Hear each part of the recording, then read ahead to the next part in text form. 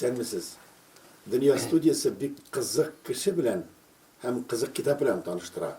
Шушы арада гына бөтен Россия туган якны өйрәнүчеләр форумы булды.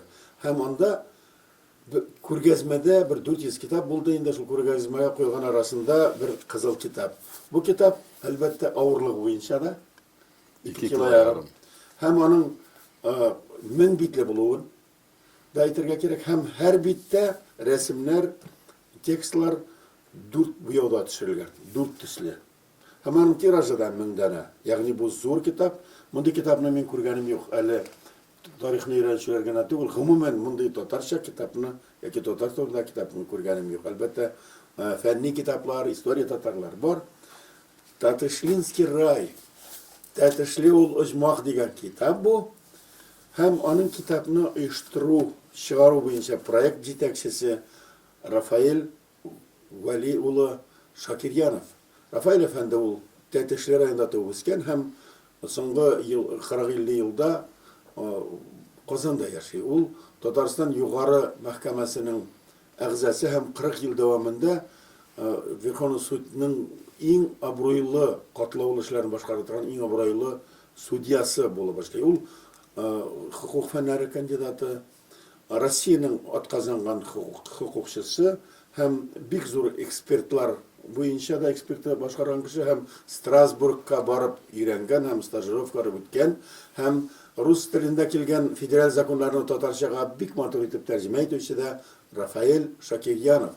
Һәм ул үзенең җәмәгатенең әнисе Гөлшат Зәйнәшеваның истәлегенә музей оештыру, Гөлшат Зәйнәшева фестивален оештыру һәм аның дипломнарын, күргәзмәләрен булдыру, китапларын чыгару белән дә шөгыльләнүче җәмәгать шәкелсе. Рафаэль әфәнде, бу китап белән үзегез таныштырыгыз. Каян килеп чыкты бу идея һәм кемнәр бу кадәр калын китапка миллионнар тапты? Бер башта шуны әйтәсе килә инде. Мондый китаплар Башкортстанда да, Татарстанда һәр район турында булды, әлбәттә. Аны караучылар да, аңлаучылар да, тыңлаучылар да, караучылар да беләләр. Без менә шуннан чыгып инде без дә үзебезнең район турында китап язырга булдык. Чөнки безнең районнан чыгучылар Казанда бик күпләр. Һәм инде менә туган илдән ераграк киткән саен туган ил турында язасы килә һәм шундый кешеләр инде һәр районда бар, без дә шул районның кешеләре. Сезнең районыбыз кайсы тирәдә һәм нәрсәсе белән данлы ул? Бит инде авыл районы, мин анда зур заводлар да юк бит инде. Нефтепровод, Качанклар да хәтерләмим. Тәтеш районы Башкортстанда бар, Татарстанда бар, Башкортстан Тәтешлесе нинди нәрсәсе белән горурлана? Безнең район шуннан да Тәтешле районы, безнең Башкирияда бит инде Башкортстанда Тәтешле районы да бар, Палташ районы да бар. Менә шул без шул яктан булай әйткәндә инде менә Тәтешле районнан соң башлана Пермь крае, Пермский край, Бардинский, Куядинский район, анда шулай татарлар яшиләр. Безнең районга килгәндә инде безнең районда күп кенә кешеләр татар әдәбиятына, татар культурасына бик күп көч куйган, татар культурасына күп өлеш керткән кешеләр. Мин менә бер-ике кешене генә әйтеп китәм. Алар Саҗда Сөләйманова, Әдип Маликов, Ангам Атнабаев инде безнең менә Башкортстанда Өч шагыйрь әйтелде. Өч шагыйрь Казан, Уфада яшәп гомергә татарларның мәдәниятен, татарларның культурасын алып баручы кеше. Һәм инде менә бүгенге көнне безнең инде данлыклы җырчыларыбыз Салават Фатхетдинов, Хания Фәрхи һәм күп кенә кешеләр шул районнан. Без шул районнан шундый күп кешеләр булгач инде, күп кенә галимнәр бар. Бу без китапта алар турында күп язабыз. Менә Нургалиевлар бар, Денис белән аның энесе инде КФУ университетының проректоры, аның энесе дә шулай ук зур кеше. Менә шулар белән бергә без бу китапны чыгарга булдык. Һәм инде бу китапны мин генә түгел, әлбәттә инде моның составитель русча әйткәндә, татарча әйткәндә төзүчесе, язучысы Томас Нигмазянов, ул да шулай ук Тәтешле районыннан. Ул бүгенге көнне безнең Казан медико-инструментальный заводта без уйлыйбыз инде. Административ һәм акча ресурслары куя. Административ һәм акча ресурслары инде булай гына әйткәндә biz башта китапны чыгардык. Томас да әйтә, мин дә әйтәм, китапны чыгаргач, китапның макетлары җыйгач, акчасы табылыр дип уйладык һәм шунда шулай булды. Беренчедән безнең беренче проект буенча без инде районда әйттек, менә һәр кешегә кем ничә китап аласы килә, шул китапка акча Ягъни керетә. буны подписка иштирдыгыз. Подписка, китапның бәясе 1000, менә 1000 кеше кертә и бер китап ала. Аннан соң инде безнең мондагы бүтән организациялар Татарстанда булыштылар, һәм шулай ук районный хакимият башлыгы Рушан Кадимович шулай акча кертте инде, районга алган акчаны, һәм аларның да өлеше керде, һәм шулай бүтән күмәгеш белән бу китапны шулай чыгара алдык Казанда. Кайбер әзгенә спонсорлар, Әзгенә спонсорлар, район үзенә сатып шәхсән алды. үзегез дә тамызгансыз. Үзебез дә күп кенә керттек, чөнки халык Күп өчен. бу китап. Бу китап безгә төште 1 миллионга. Булай гына әйткәндә, китапның хакы, менә бу китапның, һәр китапның бәясе 1100. 1100. 1100. Булай инде аны теге магазиннардан алганда, ул, конечно, әлбәттә нык кыйбатрак, 1000-га монда китапны 1000 2000 булырга. Мондай затлы китапны, бердән бер китапны кемдер 2000-га, 3000-га да алырга мөмкин. Әлбәттә, менә без инде сез әйткән сүзләрне Бюджеттан кирмәгән инде монда. бюджеттан кирмәгән, менә дәлилләр без күрсәтә алабыз менә китапның кайбер рәсемнәрен. Менә мондай рәсемнәр, менә монда инде бу әлбәттә минем туган авылның рәсемнәре, бүтән авылны кертеп булмый бит инде. Үзен турында менә монда шундый рәсемнәр. Монда күп. Бу китапка эләгер өчен тарих кирәк бит, фәнни ярдәм кирәк. Авылларның тарихын каян алдыгыз? Һәр авылга карыймында тарих язылган. Аның тарих авылның милләте язылган.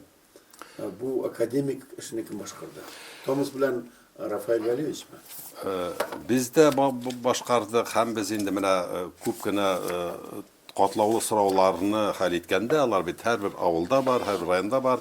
Без менә мин дә инде фән белән әзрәк шөгыльләнгәч, Томас та шөгыльләнгәч, без әлбәттә бу очракта справочный материал, Әдәбият белән кулландыгыз. Әдәбият белемнәрен Аны күрсәткәнсез. һәм күрсәттек. Әйтик инде менә милләт мәсьәләсендә килгәндә, авылларның тарихы мәсьәләсенә килгәндә без нәрсәләр, нинди китаплар, монда күпләр алар. Әйтик, Асфандияров, монда бар инде история сел и деревень Башкортстана и сопредельных территорийны кулландык.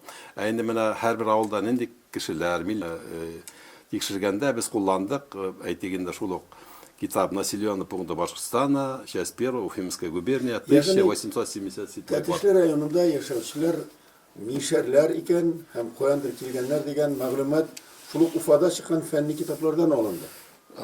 Без чөнки инде бит Башкортстанда яшәгән халыклар турында бүтән өлкәләрдән, бүтән районнардан алып булмый. Без нә шунда булган ниләргә источник дип без инде русча чыганакларга чыгып хәл иттек бу мәсьәләне. Чөнки һәр кешенең үзенең фикере булырга мөмкин бу мәсьәлә буенча. Без әйтәбез, менә без шул чыгынактан алдык, шунда карагыз иптәшләр, шунда барысы да язылган дип. Инде тагы бер генә сүз әйтәсе килә, мин әйтәм. Кемнәр турында яздык? Безнең инде biz үзебез дә, Рушан Кадимович та. Сорга телим. Аның өчен берәр начальство тирәсендә якынрак булган кеше кирәкме? Яки алтын йолдыз тигертергә кирәкме бу китапка эләгер өчен? Иң кирәкле һәм мөһим сорау. Менә безнең бит инде Янаул районы турында язылар, Тәтешле районының инде рядом дигән була без бит инде Тәтешле, Балташ районнары Башкирияның. Анда төрле китап булды. Бер китапта чыгарлар только райондагы данлыклы кешеләр. Герой состуруда, анда бүтән геройлар. Әлбәттә ул кешеләр мактауга лайыклы, монда сүз дә юк. Әмма дә ләкин безнең концепция буенча инде бу Рушан Кадимович та инде район хакимияте башлыгы әйткәндә, без язырга тиеш һәр кеше турында, һәр кеше мактауга лайыклы, ул герой булса да, гади хезмәткәр булса да, колхозда эшләгән кеше булса да, без тырыштык һәр шундый гади кеше турында язарга. Аның авылы турында. Авылына чыгып инде. Авылны ачып бирәсез, аннан соң авылда яшәүчеләр. Кемнәр яши, менә ни буенча, алфавит буенча алар турында язабыз. Нинди партия торган, нинди дәрәҗәдә эшләгәнне исәпләмичә. Аларны язабыз әлбәттә, менә шундый партияда, шундый дәрәҗәдә. Әлбәттә инде менә туган, семьясы бар, гаиләсе бар, әйбәт эшләгән. Шул турыда без яздык. Монда партия турында да түгел инде сүз, артык данлыклы булу турында сүз түгел. Без әйтәбез инде һәр кеше, менә тагы бер тапкыр әйтәм, һәр кеше данлыклы, һәр кеше мактауга лайыклы, әгәр дә ул нормальны, әйбәт кенә шул районда яшәсә һәм эшләсә. Тәтешле районының 27 авылы турында язылган бу китап. 73. 73. Ялгышкан. Сезнең районда димәк 73 авыл бар. Her avul turunda var mı bunda? Her avul turunda var. Kaybir avullar yokka çıkanlar, yokka çıkanlar avul turunda da az gada maglumat Hem verilgen. bu kalın mın bir kitapka neçe kişi turunda maglumat sıygan. Nişe kişi tuğanı biz sonap karamadık. Sonap kara gerek. Mına ul sıranı meylikte bergenler endi köp kişi turunda ayta alamız. Mına Yani sonap kara bir gerek. bitte mesela falan ne bulsa demek mın bit bulgaç bu bir neçe distemin. Yani rayonda yaşayıp duran kişilerin köpçülüğe kirgen diyergen mümkün mü? Köpçülüğü mına alıp kalıyız. Mına hayır bitlerdi. Mına hayır kursetez. Mına hayır Bir bitlerde. bitte Mına bu 7 kişi. ay kudaş avulu turunda. Onlar bir köp 7 yediler. kişi. Ayı. Mın bitte demek zit alay bir köp zitmez mi bulup gider? Rayonda 25-27 min kişi yaşıyor. Bunda kubrak. Çünkü biz bu kitapka kirittik. Büyük Vatan Soğuşu'nda katnaşıp anda halak bulan kişilerini kirittik. Onlar her avul boyunca berilalarının spisikleri. Hemen min her vakit aytam indi. Koyda çıkış yapsam da bizim bu kitapta soğuş vaktinde Büyük Vatan Soğuşu vaktinde ölgen kişiler de, bugünkü yaşayan kişiler de kiritildiler. Hem onlar mina bu kitapta birge uçraştılar. Min bu uçrakta aytam alam indi mina o'zi bizning atinin abiyi turunda abzeyinde ol Shakiryan Mubarak. Mana bu kitapta men taba mana bu kitapta Shakiryan Mubarak Shakirovich. Mana ol bu kitap bizning kitapta o'zining enisi ol bulayında bizning minimati Shakiryanov Vali Minni Vali bilan birga uchrashdi. Hem mana endi tarixda birga qolalar. Şoy etip biz bugün kichkina shunday prezentatsiya o'tkazdik ayvit. U ko'rgazmada turdi kitap, lekin ko'rgazmada o'tgan kishi bu kitapni o'qib tashlay olmaydi. Endi bizda albatta o'qib chiqa olmadik.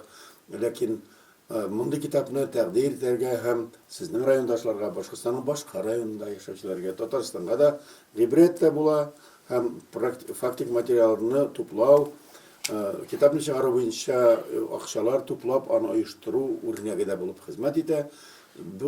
Bu turda biz сөйләштек. Şu kitapni uyushtiruv proyektining yetakchisi Qozonda yashovchi millatdoshimiz Rafail Shakiryanovga ul yuqori mahkama a'zosi, Rossiyaning otqazan huquqchisi, huquq fanlari kandidati ham Tatarcha qonunlar chiqaruvchi, qonunlar yozuvchi belgili shaxs ham shu kitabingiz bilan sizni hem sizning yaqtoshlarini tebrik etamiz. Rahmat sizga, rahmat.